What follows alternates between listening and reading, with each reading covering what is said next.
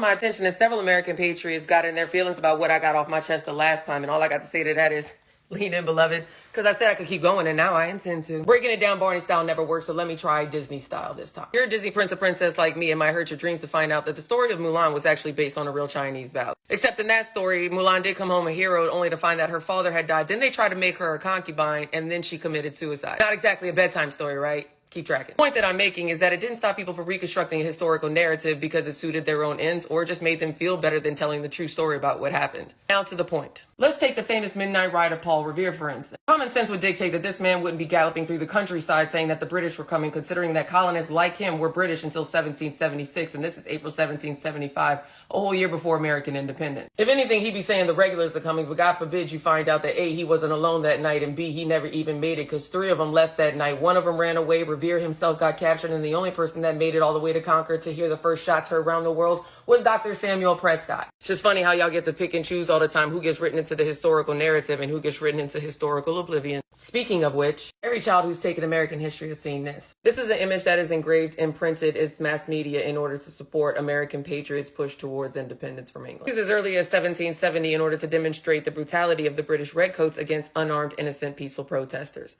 Now, why the hell does that sound so familiar?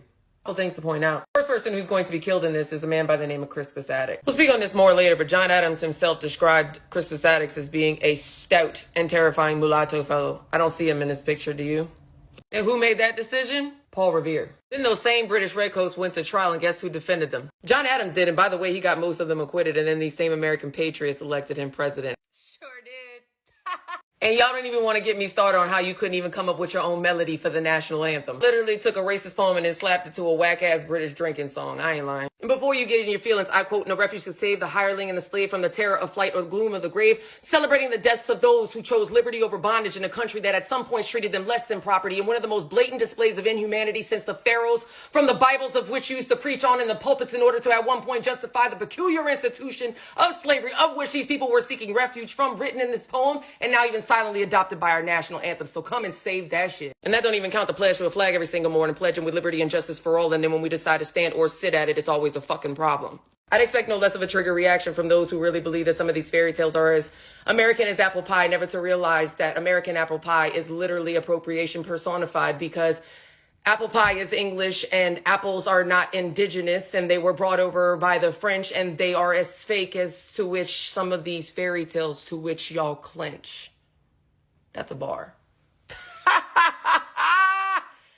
Yeah. Teacher life.